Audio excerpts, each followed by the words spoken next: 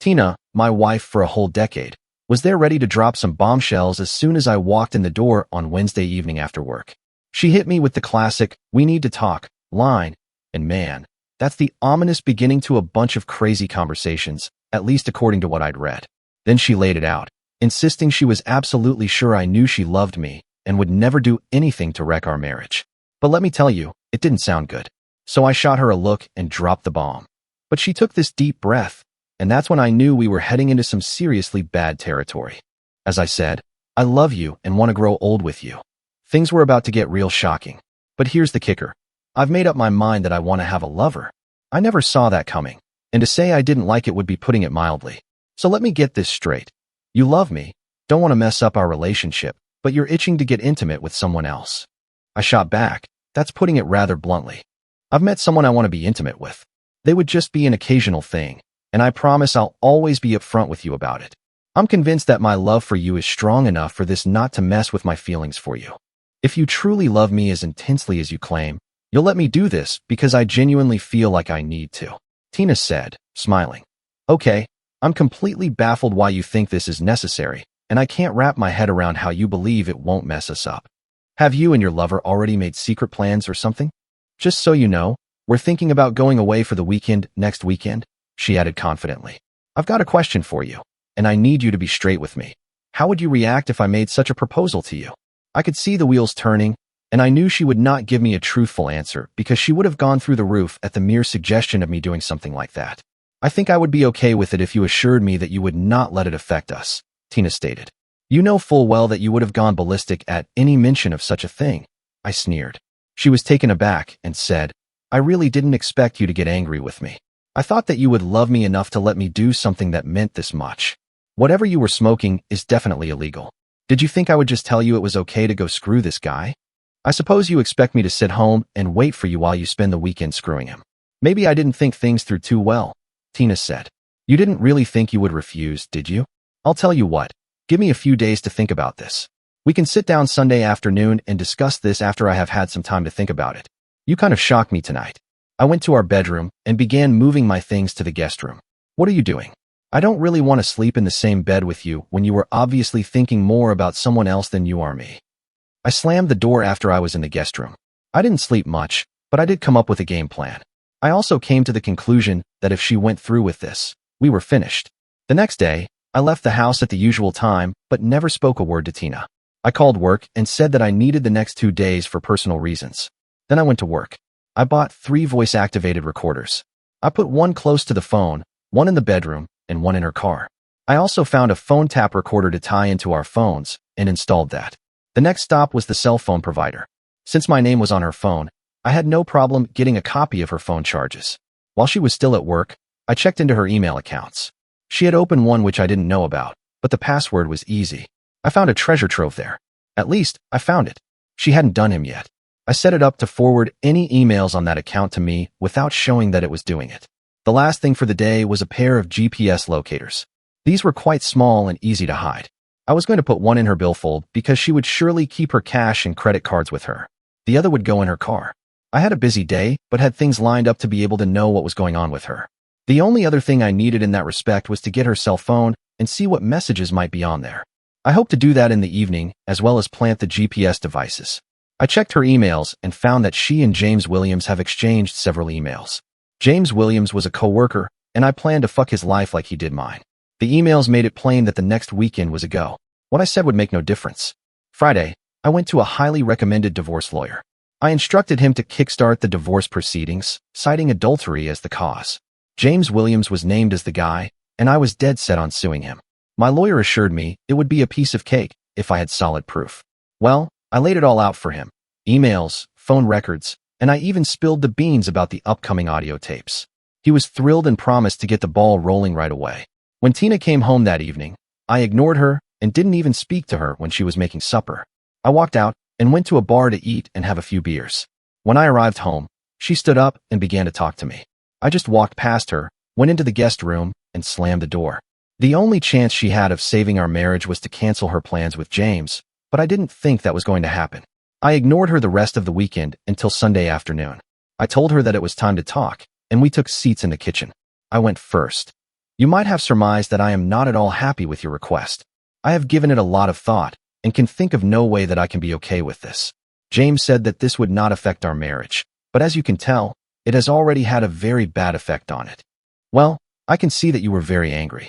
If you had looked at it from my point of view, you might have been a little more receptive. I did try to look at it from your perspective, but I have seen no way any good could come from this. So my answer has to be no. How could you be so selfish? If you love me, I am the selfish one. It seems to me that your desire to fuck someone else is the most selfish thing I have ever heard. What happens if I do this anyway? There will be some serious consequences for any sex outside of our marriage. We pledged the same exclusive vows a decade ago, and I get it. They said we were supposed to be exclusive, but you know what? This is just something I have to do. So I guess this chat is done. I got up and stormed out of the house. I grabbed my laptop, headed to a Wi-Fi spot, and started snooping on their emails. She was very angry and assured him that she was going no matter what. He told her that was good because he had already reserved room 125 at the Hilton in Kansas City for Friday and Saturday nights. I immediately reserved that room for Thursday night. They were making this way too easy. They were also planning a romantic date on Saturday evening. They were going for a nice dinner, some dancing, then hot sex. Tina told him that she bought some sexy new underwear just for their date. I got something to eat while I was watching them correspond. They were past my refusal and on to making plans for their weekend. Check-in time was 3 o'clock, so he was going to pick her up at 1 o'clock since it was a 2-hour drive, and they could be there as early as possible. I was surprised that he was going to pick her up at the house. I was going to have to see what I wanted to do there. I reserved a room for the weekend. It was close enough to theirs to pick up all the signals. I got all the things I needed. The next few days, I got a couple of small fiber optic HD video cameras. I planned on mounting them in the room on Thursday, so I would be all ready to record their weekend tryst. This would be perfect ammunition to go with my divorce filing. I totally ignored her the entire time. But Wednesday was the day of final reckoning for her. I would give her one last chance. If she chose James, we were done. I asked her to sit at the table so we could talk for a minute. She didn't look happy, but she did. I began. Have you given any more thought to this? I have, and I still want to do it. I'm going to tell you one last time to reconsider. Please don't destroy our marriage. This gruesome guy, this is your last chance. And if you go ahead, you will pay a heavy price. I'm going with James on Friday afternoon, and I will be back Sunday afternoon. I hope we can get past this and go on. So you chose James over me. I guess that tells me all that I need to know. I stood up and walked out of the room. When I got into the guest room, I slammed the door as usual. This time, my marriage was done, and somebody was going to pay. Thursday morning, I rolled into work and dropped the bomb on my boss, saying I needed the afternoon and the next day off. Naturally, he's curious, so I spilled the beans, telling him I'm in the final stages of divorcing Tina. He looks bummed, but assures me he's got my back, giving me the green light for all the time I need. I drove to Casey on Thursday and checked into their room. I got all the devices put in place and checked them all to make sure everything was working fine. I wanted to have all the evidence I needed for the divorce. Then I was going to fuck with them. I used my laptop to make sure that all the cameras worked and were aimed correctly. I sat still long enough for them to shut off, then moved around to make sure they all came on. Everything was perfect. Then I walked down the hall past the room I would use that weekend to make sure it was in range. Again, it was okay. I drove back home and contemplated the end of my marriage. I had one more stop to make. I stopped at a gun store and bought a small can of pepper spray. I was going to use this to mess up their romantic date. When I got home, Tina was standing in the kitchen. She looked at me expectantly, and I just walked past her without a word. I slammed my door again. Tina came into my room and wanted to be friendly. I told her to save it for James because I didn't need a mercy fuck. I turned my back on her, and then she left. I slept fitfully that night, but had everything in place to end this fuck. Friday morning, I got up and left at the normal time and never said a word to her. I went to the lawyer's office and signed the papers. I told him I would have all the evidence by Monday and asked that she'd be served at work Monday afternoon. I also requested that they serve papers to James at the same time. I was suing him for alienation of affection. I checked Tina's GPS, and it appeared she was getting her hair done. I went into the house and opened her suitcase and found her sexy new underwear. They really were quite sexy. Too bad she wasn't doing this for me. I put on rubber gloves and took out the pepper spray. I sprayed the crotch of her panties and the cuffs of her bra with it, then put them back in the suitcase. This was going to be fun. I went to our bank and closed all our joint accounts and put all the cash in a new account. Then I canceled all the credit cards which had both names on them. After a satisfying morning, I went home to say goodbye to my wife. It was 12:30, so I knew she would be getting ready for her new man. When I entered my house, Tina was not to be seen. so I assumed she was upstairs getting ready. I walked up to her room and walked in. She stood there in some sexy underwear I'd given her once. She went to cover herself, but I told her not to be stupid as I had seen it before. She looked very good with a new hairdo, perfect makeup, and lingerie. I had to have my say. Why? You sure look great. Too bad you don't make that much effort for me. You know it's not like that. I just want to make a good impression. I said, you're much more concerned about what he thinks than you have been about me. I'm sorry. I just wanted to feel sexy today. Well, you were sexy. You know that I loved you with all my heart. I know you love me. I walked to her and took her left hand in mine. I began slipping her rings off of her. I loved you, but you broke my heart. I gave you this ring the day I married you. We said our vows and promised to forsake all others. That meant something to me. Obviously, not so much for you. I don't want the ring I gave you on your hand when you were stroking another guy's tool. The engagement ring was my mother's, so I will keep that for the same reason. I slipped both rings in my pocket and let her hand go. She looked stunned, but didn't argue with me. I won't be here when he comes, but I don't want him to come into my house. You cannot fuck him here. If you do, I will castrate him and fix you so no man will ever look at you again. That's a promise. He cannot come into my house. Do you understand? Yes, I will not let him in. That's good. I will be watching. Why are you being like this? Because the love of my life has just trashed that love. I hope this weekend is worth the consequences. Goodbye, Tina. I turned and walked away from my soon-to-be ex-wife. She was hollering at me as I walked out, but I was done with her. I parked down the street so I could watch. I made sure I was parked where Tina could see me. If he went in the house, I was going to jail, but they would be hurting worse pretty soon. His car drove up. He walked up to the door and rang the bell. Tina opened the door and came right out with her suitcase in hand. She sat it down and put her arms around his neck before giving him a long, deep kiss. As he picked up her suitcase, she looked my way and gave me a smug grin. She sat right next to him in the car and gave me the smug look again as they drove past me. I flipped her off, and the smug look disappeared. I went back to my house and changed all the locks and the garage door code. I grabbed the suitcase I had already packed and drove to Casey. I checked in and went into my room and immediately set up my laptop. The camera pointing to the bottom of the bed showed Tina naked. It was obvious he'd already fucked her. It was also pretty clear that he hadn't lasted too long. He came out of the bathroom. He was naked, and I had to laugh. He had a very small tool. Tina was accustomed to much more meat than this little guy could deliver. About that time, James walked to the bed by Tina. He was hard again and ready for another go at her. She smiled at him and opened her arms. I laughed when she reached for his little tool. He didn't have to take it easy because I would be surprised if she could even feel that little thing inside her. Wow, did she make a lousy trade? This guy was pitiful. I could see a bit of frustration on her face as he rested. It did not appear like she was going to be very happy with the results of this weekend. She was going to come home frustrated, then get kicked out on her ass the next day. He was soon ready to go again, and he gave her another less than thrilling 4-minute session. He was already done 3 times, and she wasn't even close. This was going better than I'd ever hoped it might. I had to quit watching and went out for supper and a couple of drinks. I left everything recording to have all I might need for the lawyer and also to rub her nose in what a loser she had picked. When I returned, he was asleep, and she was looking even more frustrated. This really was fun. After I got over the pain of losing my wife, I went to bed thinking about how much fun I was going to have messing with them tomorrow. I thought about some of the hot babes I had seen in the bar and knew I would soon be free to pursue them. I fell asleep with a smile in my heart.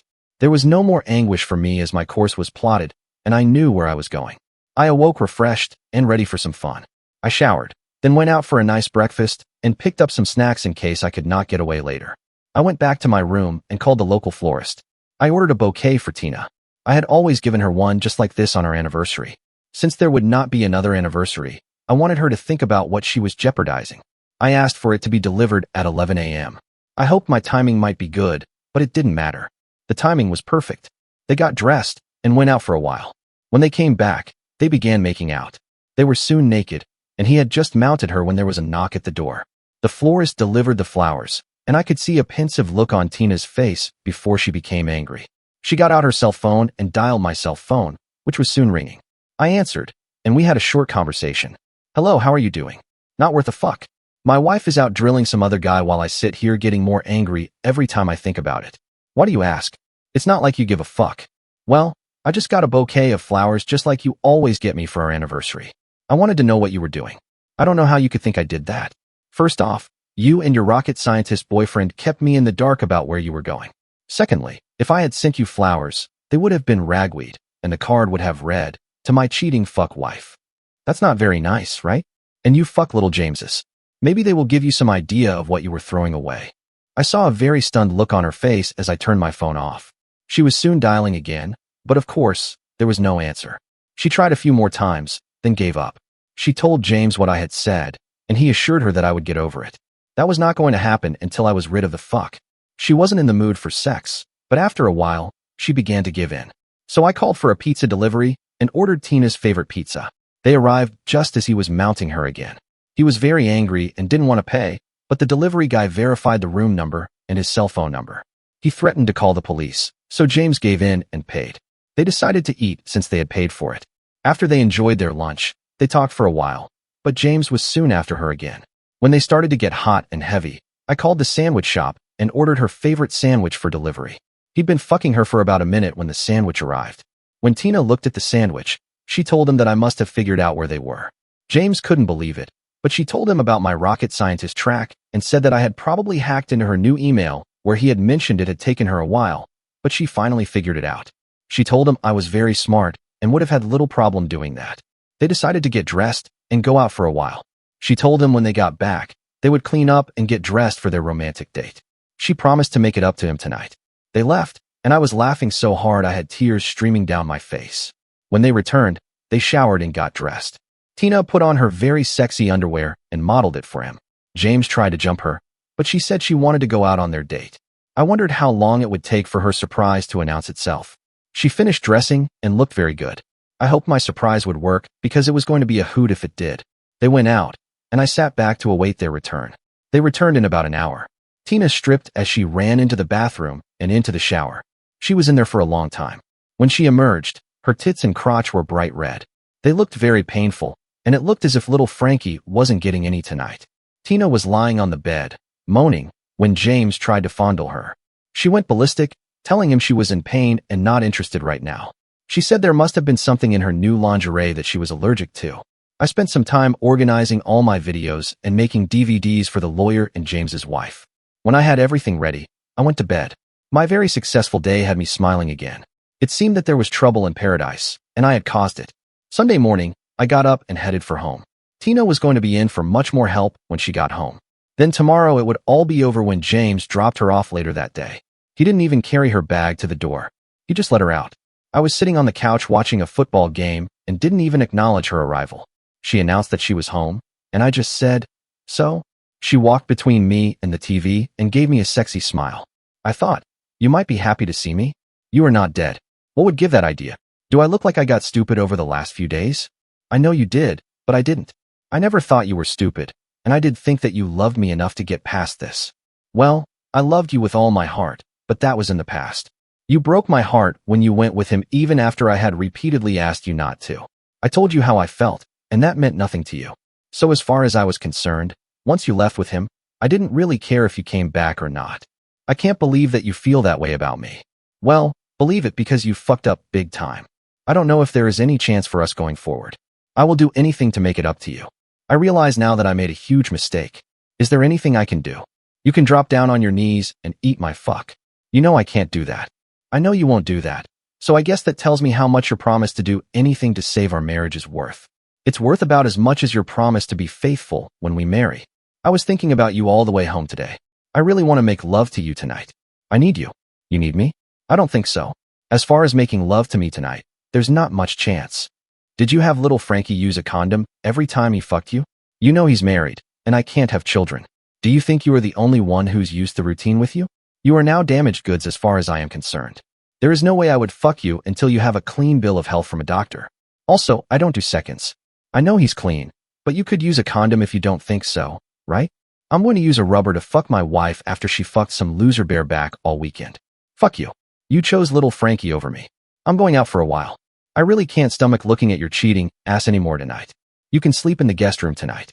I like the master bedroom better, and unlike you, I didn't do anything wrong. Can we talk about this? We can talk tomorrow after you get back from work. I really don't know what else there is to discuss. I walked out of the house and walked to a nearby bar and grill to get some supper and clear my head. Actually, my head was clear as I knew exactly what I was doing. I just wanted to get away from her. I don't really drink, so I just ate, then went for a long walk. When I got home, She was in my bed. I looked at her and told her to get the fuck out of my bed. This is our bed. I have just as much right to be here as you do. Fuck you do. You gave up that right when you fucked little Frankie.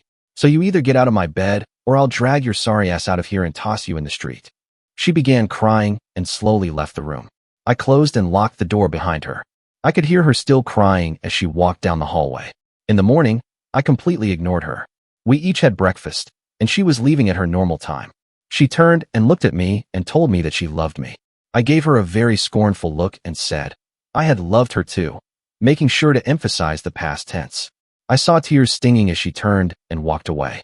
When she was gone, I began packing her things in garbage bags. I packed her stuff until I called James's wife. Tina. I asked her if she knew that her husband spent the weekend with my wife. She thought he had been away on business, so when I offered her copies of my evidence, she was very enthusiastic about the idea. I was stunned when she opened the door. She was absolutely stunning. I was at a loss for words and had to apologize to her. I blamed it on being stunned by her beauty, which, of course, was the truth. We got down to business, and I explained what had occurred over the weekend. She was furious, and we decided she would accompany me to the lawyer's office and see if he would take her case. He indeed took her case and even gave us a discount. She began filling out the paperwork while I talked to him. I asked him if I needed to wait to serve James to protect Tina. He said as long as she signed the papers beforehand, she would be okay. Tina and I went out for lunch while they got her papers ready. After she signed, I took her home and went home to await Tina's call. I was supposed to call Tina that night to let her know how things went. My phone rang about 3 o'clock. She was not a happy camper. What the hell is this? What the hell is what? I just got divorce papers served on me, and James got papers about being sued for something. It all sounds pretty self-explanatory to me. I told you there would be consequences for your weekend. Apparently, you didn't believe me. I didn't think you would do this. Maybe you should have listened to me rather than thinking about the fuck that little James was filling your head with. I don't want to discuss this over the phone. I'll talk to you when you get back to my house. Then I just hung up on her. I took the garbage bags of her things and tossed them into the front yard, then awaited her return. She pulled into the driveway and flew into a rage. I was recording this, so I would be able to get a restraining order to keep her away from me. She was screaming incoherently, and spit was flying from her mouth as she raged at me. I remained calm and collected as she vented. They finally broke in and began our last conversation. If you want to talk, you need to settle down so we can talk. If not, I will put your things in your car, and you can leave. I never thought you would do this to me. Do this to you? You stupid fuck. You did this to me and to us. I told you several times not to do this, and even begged you not to destroy our marriage. You chose to destroy our marriage, so why would you think I wasn't going to divorce you? You said you loved me. I did. I loved you more than anything, and you broke my heart as a reward. The obvious problem is that you didn't love me or respect me. I can't live with someone who has that low of an opinion of me. But I do love you, fuck. If you loved me, you would not have gone and fucked little James this weekend. Why do you keep calling him little James? I had video cameras in your room and recorded the entire weekend. It should be obvious why I call him little. The first time I saw his pathetic tool, I laughed until I cried. I wondered if you could even feel it inside you. I noticed that you weren't climaxing like you do when I fuck you. We don't fuck. We make love. That's the biggest difference. I would agree with you that we truly made love. I would bet that you were going to miss that. Look at the bright side. Now you can fuck anybody you want. You can have a new guy every night. I don't want that. I want you, and only you. Let's go in and sit down for a few minutes. I'm sorry for talking so nasty to you, but I have a lot of anger right now. But please know I would never do you any physical harm. The same does not hold true for little James. Why? He destroyed my naively happy marriage. I think you will have to pay even beyond my lawsuit in his divorce. He won't be getting a divorce. His wife understood about what we wanted to do and said that she would allow him to do it. He believed that that was just a ploy to make me look bad so he could get in your pants. I talked to his wife this morning and shared my evidence with her. He told her he was out of town on business. We are now sharing a lawyer. He even gave us a quantity discount. I wish you had been honest when I asked you what you would do if I wanted to fuck another woman. You know you would have gone ballistic. He knew his wife would never go along with that. I don't believe you. He would never do something like that. Even now, you don't want to listen to my word. Exactly why you are now getting a divorce. However, I really don't care what you believe. When you call him later, you will find that he also got tossed out on his ear. So you are really kicking me out. I am the night you told me about your plan. I went into the guest room to think. I knew within an hour that I would divorce you. I spent Thursday buying the equipment I needed to gather my evidence and to hack into your email account. Friday, I went to the lawyer and began the divorce process. Why didn't you tell me you were going to divorce me? I would have stopped. I don't think you would have. It would just have made you angrier. I explained to you several times how I felt, but the decision had to be yours. You had to be the one to stop it, or you would have been mad at me forever. I noticed in your emails that what I said meant nothing to you, so I was sure I was doing the right thing. I didn't sign the papers until the next Friday when you were getting ready for your date. I can't believe that I was that stupid. Is there any chance that you could forgive me, Tina? I loved you so much that I might have been able to last night. I gave you a last chance, and you blew it. I think I could possibly forgive you, but I would never trust you. I would be waiting every day for you to tell me you wanted to fuck somebody else. I can't live like that. It's better we just finish it right now. She broke down and cried. I went on. Unlike you, I have given this a lot of thought, but I always come up with the same answer. I am going to divorce you, and I'm going to destroy little James like he destroyed my marriage. You can call him before you leave and share a place, or whatever. Don't try to use your credit cards. They have all been canceled. I left half the money in our checking account for you, but I took my name off of it. I will split our savings with you. You can keep your car, but you will have to make the payments on it. You can have all of your clothes and personal things. Also, once you find a place to live, you can have as much furniture as you need. The house is mine. If I do sell it, I will split the proceeds with you. This is all spelled out in the divorce papers. If you want to fight it, I will use all the evidence that I have, and it will destroy you. I don't want to do that, but I will if I have to. I won't fight it. This is all my fault. I just wish I could take it back. Well, you know the difference between a cheating wife and a light bulb, don't you? What is it? You can unscrew a light bulb. She didn't think it was very funny. I told her that it was time for her to go and let her out of my house. I put all her things in the car. She watched and cried when it was packed. I opened the door for her, then handed her one last thing. It was her wedding ring, which I had flattened with a hammer. I told her that it was now just scrap gold, which should bring her a good price. I closed her door, then leaned in and kissed her on the forehead. I said my last words to her, "Goodbye, my love." I turned and walked back to my lonely house. I didn't even watch her drive away. I couldn't have even if I'd wanted to. My eyes were filled with tears, and I cried for another hour until I was totally drained. It was time to consider my options. As I saw it, I had three. 1. I could crawl inside a bottle and drink myself into a stupor. I barely drink and don't like the morning after, so that was no good. 2. I could make everyone happy and kill myself. I would not give her the satisfaction of doing that. 3. I could stand up tall, knowing I had done nothing wrong, and move on with my life. One vast improvement would be the absence of Tina. That brought a smile to my face. I stood up straight and, still smiling, called Tina's number. We made plans for dinner that evening, and I knew I was on the way to being healed. We might end up being just friends, or maybe I could trade up because the vision of her still lingered in my mind. Second story. Badly burned by a woman who was perfect throughout the relationship. I spent a year with my ex, and around the 5-month mark, she confessed that she had been in a relationship with another man when we began dating. She assured me she no longer loved him, had ended things with him, and felt compelled to be honest with me to avoid hurting me later on. Despite being against cheating, I decided to end the relationship, initially suspecting she might cheat on me too.